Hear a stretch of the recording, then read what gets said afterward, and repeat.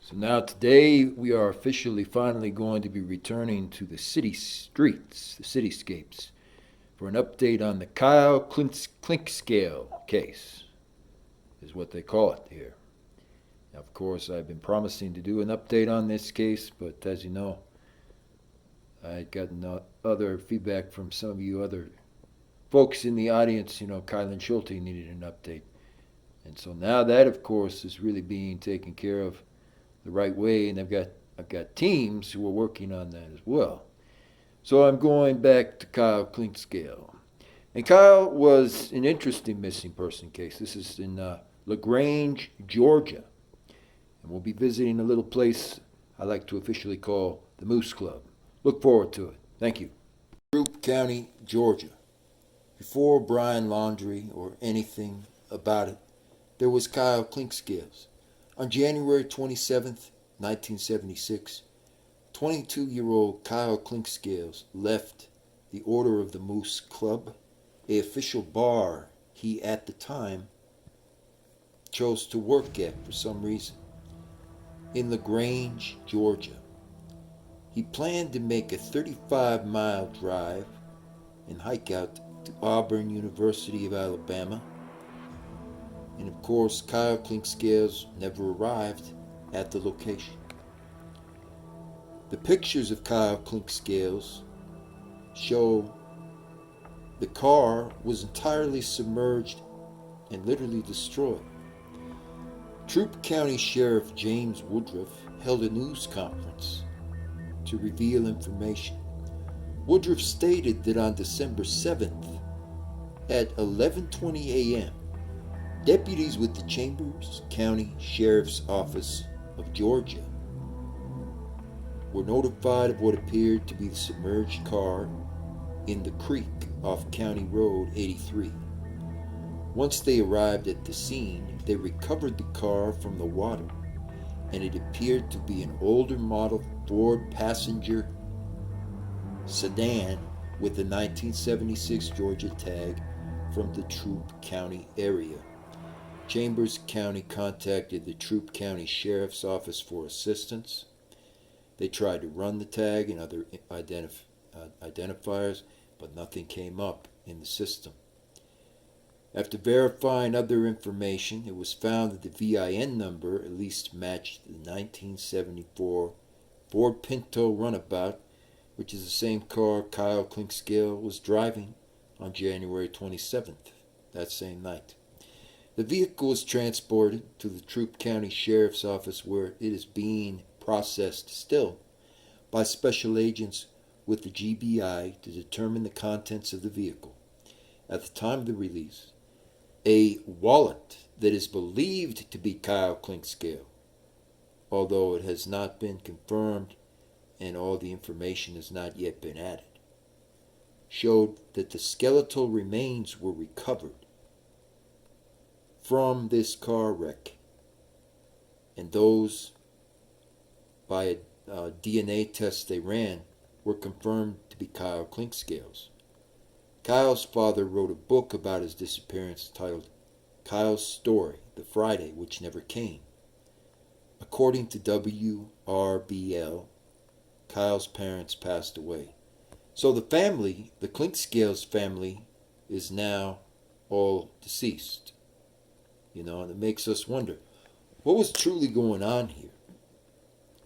And it's a fascinating mystery because, there's some claims that say, well, he disappeared when he was 7 years old and was murdered then. I mean, none of the stories add up or make any sense. How could he have disappeared when he was only 7 years old, and then it shows later on he in fact disappeared when he was 22 years old on the date that they're saying he disappeared? And for that matter, why was he talking to these strange people, including Ray Hyde, when he was working as a bartender, right, at the Order of the Moose Club? And these are questions that I've still really pondered. I've mulled over these much more carefully, and I want to get answers, right? We all need to get answers. We need to figure out exactly what happened. But from the picture that's starting to emerge, I can tell you that this seems to be like the mafia or somebody literally had a hit on Kyle. And they, along with Johnson, destroyed his car by running it over a ditch so it fell in the river, literally, to destroy the whole car. That's what it's starting to emerge to appear like. I don't know if that's completely the case, but we need to update this now. And by updating this case, I need you guys to definitely get it out there far and wide. Let's get it out to the general audience. Let's get it to the public. And they need to start talking about this case. You know, what truly did happen to Kyle Clinkscales? Why was this band that had been touring around the area, why did that decide to stop in and just show up for some reason at the Moose Club that Kyle Clinkscales was working at? You know, he had a female friend that he would often speak with. What in the world, for example, happened to her? What happened to some of the other people who would go to that club and that would go to Club True? That's right there near the Moose Club. You know, and we need to really start to get answers. And that's what this is about. Thank you again. Keep spreading the word. An Atlanta man was shot and killed after attending the Performance Club directly at Club True of LaGrange, Georgia. An Atlanta man died from his injuries after being shot, apparently multiple times, in the Club True right here in downtown LaGrange, Georgia. The victim, identified as Nessir Midian Kahente Atun Albelbi Calvin, boy, that's a mouthful, age 18, was automatically killed when he, as well as several others, decided to leave Club True after the performance. And they traveled officially to Atlanta. As the group was traveling east on Lafayette Parkway, shots were fired and rang out from an unknown vehicle, which struck Babley Calvin in the head. He was driven to Grady Memorial Hospital for treatment and was pronounced dead at the scene. According to the LPD, it has been determined that the performer at Club True on Saturday night, the Cold Hearted Savages, is employed by 4PF Music, which is associated with criminal street gangs and the criminal street gang activity of Atlanta. Now, I'm going to this, folks, first because this is directly next to the Moose Club, the Order of the Moose, essentially, of, LaGrange, Georgia, which is very just bizarre. I mean, that they have this type of thing going on is fairly strange to start with. But the fact that they have it going on at a Moose Club, and that this happened just on April 27th, that's the most curious part of all. And wouldn't you know it, from the evidence that's been released and revealed, thus far, it states Kyle Clinkscales was a bartender for the Moose Club in LaGrange, Georgia, where, interestingly enough, these Atlanta criminal musicians would frequently put on their performances. Is that really any coincidence? No, I doubt that that's a coincidence at this point. But the question is, what was truly going on behind the scenes? We're going to get to that. Kyle's parents reported Kyle Clinkscales missing on February 3rd, a week after he returned from the Order of the Iron Moose Club of LaGrange. His parents say it was uncharacteristic for Kyle to leave without calling or having any kind of notes as to his whereabouts. His father initially believed Kyle just left on his own accord one day. But Kyle had been failing college and was transferred from Auburn University a number of times to LaGrange University and still got bad grades when he dropped out.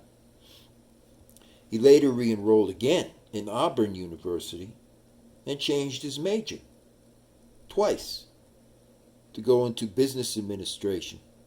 Kyle wanted to do better academically for his future career prospects, but his first term grades were not up to expectations. Kyle wanted to do better overall, but his father believes that he left to start a new life under a new identity somewhere else. And that may be the case. Maybe the pressure got to him. But of course, we know that that isn't true, since 2 murder suspects were later found directly with his car.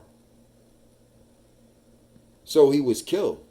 But it's pretty clear now with the picture that is emerging that he was not killed at random. He was deliberately trying to leave the area, and he may have been looking to create a new identity for himself. And that essentially means he probably was going to go under a false name. He was going to create a whole new name for himself. He was going to, create this whole persona with a different name in a different city. That's what they claim.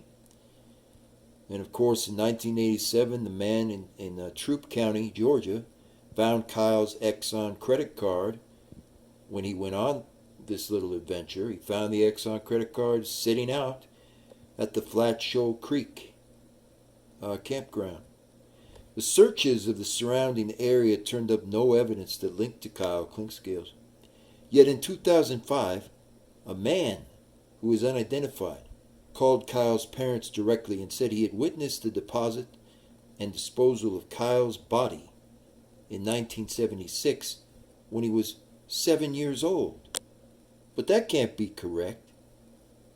How would that be the case? It makes no sense. He said and claimed at the time Kyle had been shot, stuffed in a barrel, and that was filled with, concrete and thrown down a lake, essentially.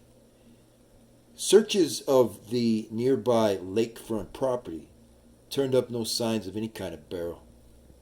There was a spot in the lake where a barrel had once been years ago, suggesting that Kyle's body was moved, they claimed. The caller's information led to the arrest of 2 suspects, Jimmy Earl Jones and G.N. Pollock Johnson. Jones was charged with concealing a death, hindering the apprehension of a criminal, and 2 counts of false statements as a result. Johnson, however, was charged with concealing a death and homicide, making false statements, and obstructing justice. The man who killed Kyle was a career criminal named Ray Hyde, and he died in 2001. He officially owned a salvage yard that was not that far from the actual Moose Club, and police dug up a lot of interesting things while looking for the Pinto runabout that Clinkscale owned. Investigators are unsure why Kyle was killed, but it was speculated many times Kyle had overheard talk of Ray Hyde's criminal activities, which included mafia murder and also alleged car thefts dating back to like 1972. Johnson was at Hyde's home the night of Kyle and when his family discovered he had disappeared, but they later denied any of these facts. The police believe that Jones did not participate in the murder, but probably helped to dispose of Kyle Clinkscales' body anyway. Jones nor Johnson were charged with Kyle Clinkscales' death. However, not too long after. This part is pretty important. I've been studying this, and this is getting interesting how they are dealing with this case. Kyle's remains were not found, even after they dug out the whole dig site. Kyle's father wrote a book about the disappearance entitled Kyle's Story, the Friday which never came. Foul play is suspected. Kyle Clinkscales was missing for over 39 years. He's 5'11" and 156 pounds and has brown hair and chestnut eyes. He may even have a mustache and a fracture to his ring finger. If you have any information concerning Kyle Clinkscales, call the LaGrange police immediately. So what's interesting again is it doesn't really go into too much detail about what he was doing as a bartender. And he clearly worked as a bartender for a long time for the Moose Club of LaGrange. So, and that's what I've been interested in when I've been digging through these reports and starting to really piece some of this together is how did he know Ray Hyde and how did he know this other person from this nearby church, which I wouldn't call it a church. It functions more of like you would see a cult, for example. But how did he know these people, and why was he bartending all the time at this club where they would always go there for drinks? You know, these are extremely important questions. And I've been curious about it. We're going to get into that. Thank you. All the way along, this case has just been very, very strange. But finally, we have some new breakthroughs. At least I would say, I believe so. A new chapter in the Kyle Clinkscales saga. Mind Shift. This is the official blog of none other than Damon Clinkscales. That's correct. From Austin, Texas. And wouldn't you know it, he happens to be basically the brother, essentially, of Kyle Clinkscales. You might even call him his official cousin. And his blog says the following: I quit my job this week. I've been working at Vital Source Technologies for the majority of my working life. 13 out of 20 years. This is a testament to what kind of place it is, that I spent so much time there. I was there from the beginning. From the time when there were 0 users up till today when there's literally thousands. And they've been creating these little coffee clubs and coffee cafes and things ever since. I mean, this is getting quite interesting. Grab your cappuccino, folks. Over the past decade, I have been actively cultivating the developer scene of Austin, particularly through Austin on Rails and Cafe Bedouins. 4 years ago, my interest in entrepreneurship led me to apparently establish the Austin Open Coffee Club, where we meet bi-monthly in Houndstooth Frost, and to become a mentor for the Longhorn Startup Program, which encourages student entrepreneurs and new students who are new to the area. When Techstars came to Austin, Texas, I was excited to join them as a mentor for the program, as I believe you should give before you ever get, and I live my life by that mantra.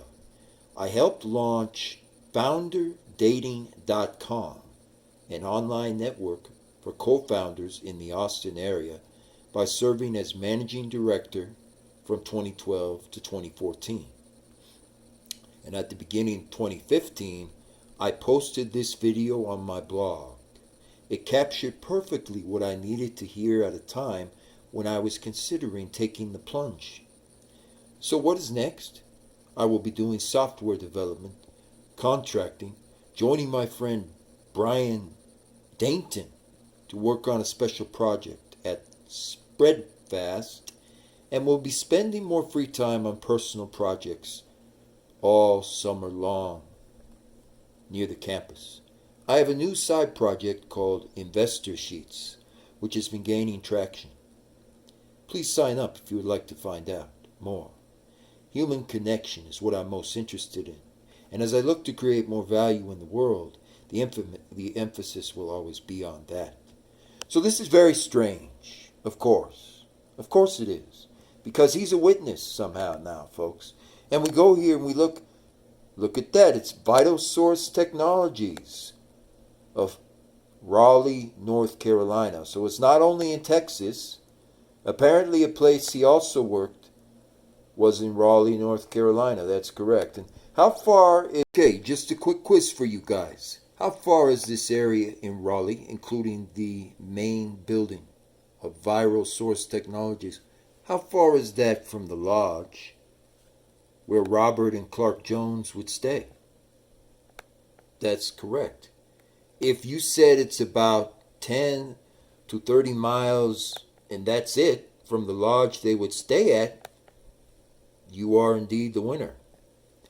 And what's strange is, look at this place. I mean, it looks like it hasn't been touched in years, and yet this is officially Vital Source Technologies now, because this was basically in 2018. So it had just been starting up, and the new company had been starting right here in Raleigh, North Carolina, ironically enough. Now let's continue. I continue to advise startups such as Maker Square, Beak, and Halfback. There is so much to look into. Thanks so much for this long list of people who meet me over the past several months. Your support and advice was so very helpful. There is greatness in you. Apparently he was a big fan of these very strange video games, to be exact. And he had opened up a coffee lounge club.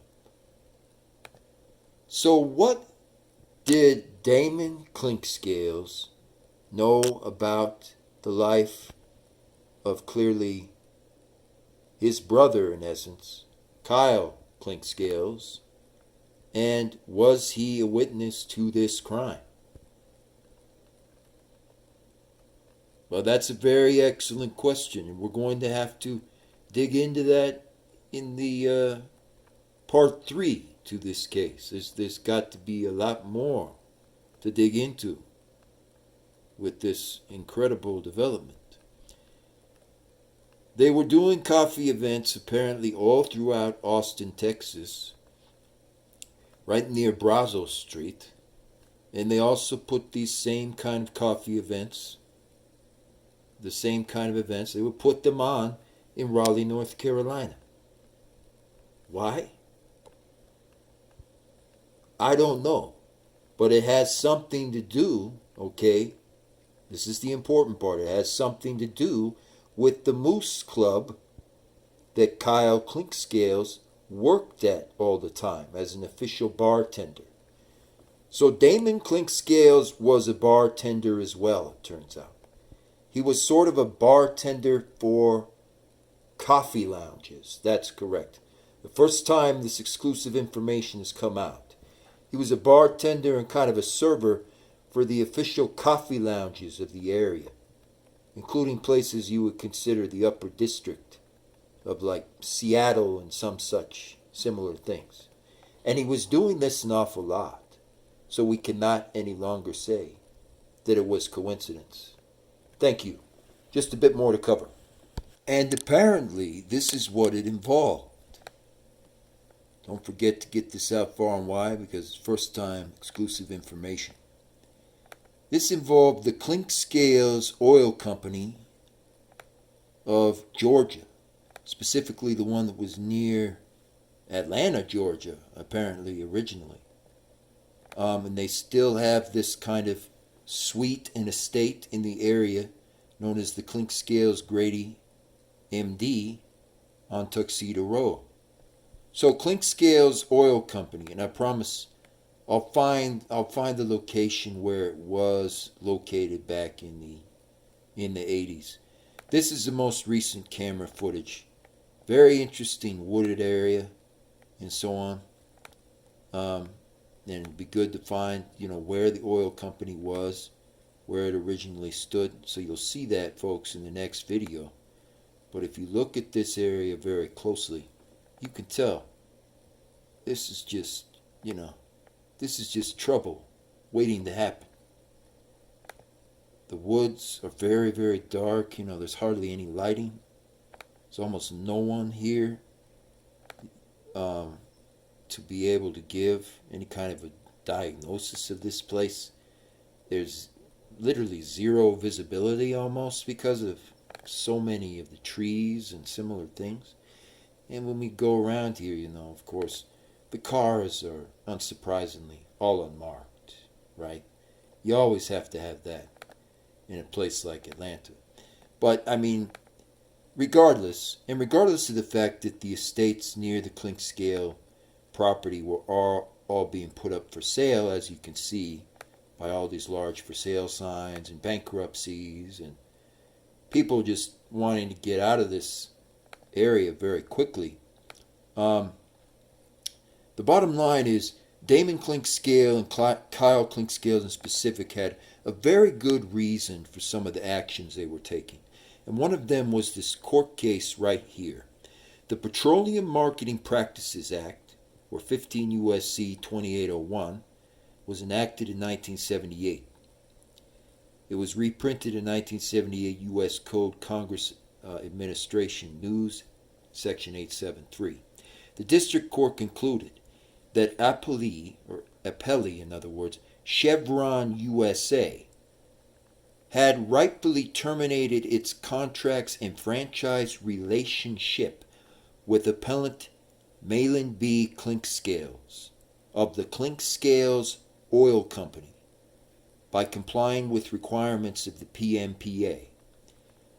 Malin Clinkscales, or Clinkscales in other words, basically either the father or uncle of Kyle Clinkscales, was engaged in the business of wholesale and retail petroleum product sales throughout Athens, Georgia, for more than 25 years. Clinkscales purchased and accepted consignment to various Chevron petroleum products and entered into supply and consignment the agreements with Chevron Oil. The most recent agreement between the parties in January of 1984, which also, according to background research I did, had something to do with the Saudi royal sheikh, interestingly enough. Yeah, go figure, right? It was branded the Jobber Petroleum Products Agreement, which gave Malin Clinkscales exclusive distributorship rights. That means exclusive rights where no one else could have any access. And they gave those rights for approximately 35 branded Chevron dealers throughout Athens, Georgia. On June 27th of 1984, Chevron notified Clinkscales that the Jobber agreement would terminate in 90 days. The notice stated 5 grounds for the termination: delivery of non-Chevron gasoline for resale under Chevron trademark and stations, unauthorized use of Chevron trademarks and insignias, that means logos, folks, by placing Chevron's insignia on gasoline pumps authorized by Clinkscale Oil, and the sale of Chevron gasoline to Chevron direct supply contract dealers. There was a failure to cure monetary defaults and debt in the form of 3 return checks for the aggregate amount of $83,595.60. That's a lot. Especially back then, that would be considered quite a lot. Quite a chunk of change. Failure to exert good faith efforts to carry out the Jobber agreement. In response to the notice of termination, Clinkscales brought the action for damages and injunctive relief.